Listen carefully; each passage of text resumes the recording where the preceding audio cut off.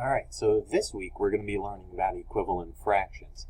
And we discussed fractions today in class, and we learned how the fractions denominators represent the size of the pieces.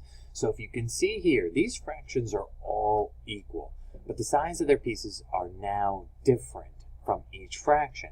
However, they are all equal. If you see, this one is representing 1/2 of a pi.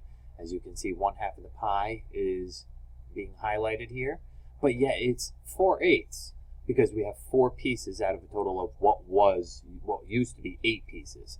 And here we have 2/4, but you can also see the 1/2 as well, again, and 2/4 because there are 2 pieces out of the total of what was once 4. And here we have the 1/2, the true 1/2 going on over here, the completely simplified version of these two other fractions, equivalent fractions of 1/2. So as you can see, it's all about the denominator. The denominator is what determines the size of the pieces. So 1/2, the denominator is really, really small, so the piece is really, really, really large. Whereas for fourths, the pieces are getting a little bit smaller, but they're still pretty large.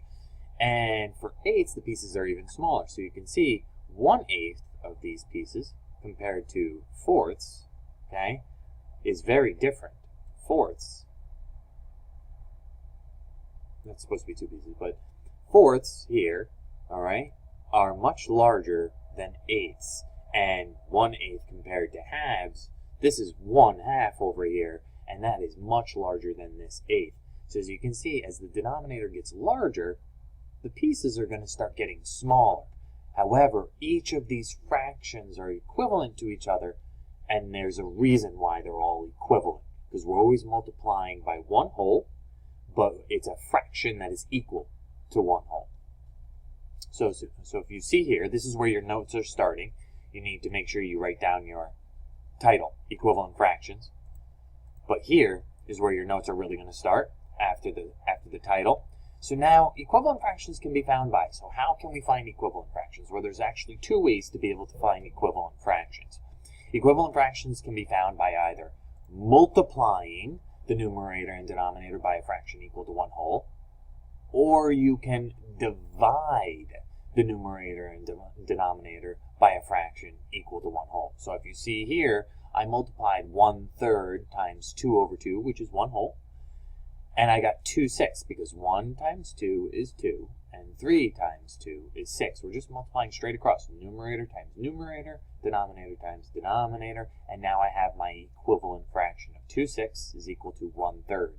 And here, 14/16, instead of multiplying, I divided. And I divided knowing that 2 goes into both 14 and 16, so therefore I could divide by 2/2, which in essence I'm dividing by 1 whole. So therefore I'm doing 14 divided by 2, which is 7, and 16 divided by 2, which is 8. So 7/8 is equal to 14/16. Those are equivalent as well.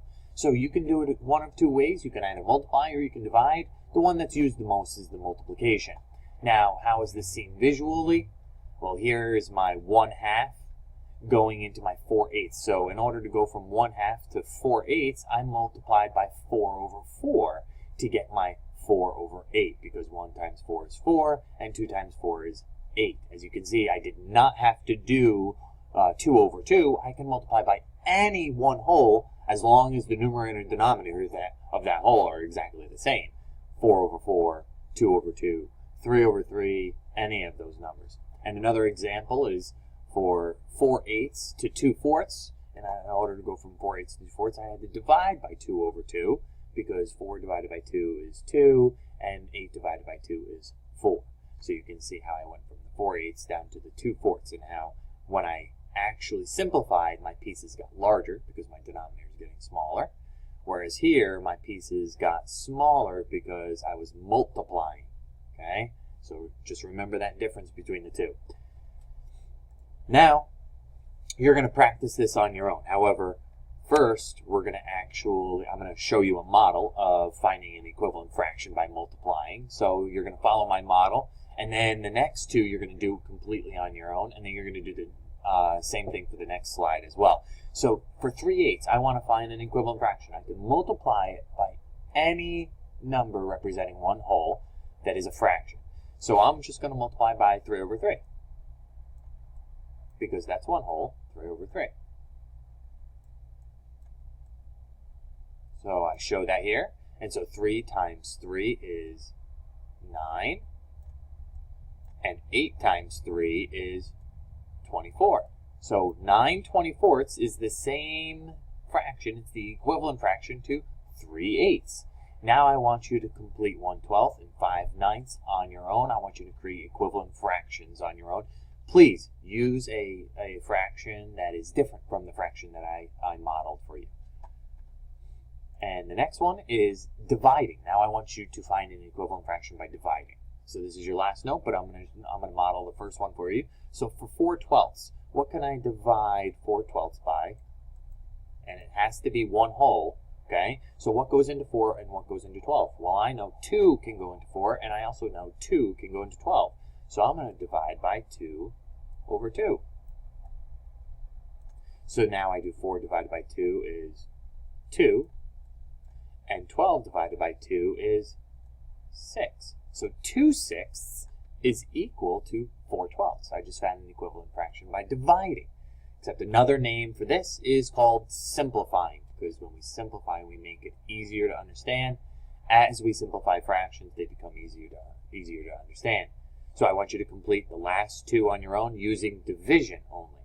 So those are your complete notes. It's very short, but make sure you have this all into your notebook and bring it back into class, so that way we can see what you've done with your multiplication and your division in order to create equivalent fractions.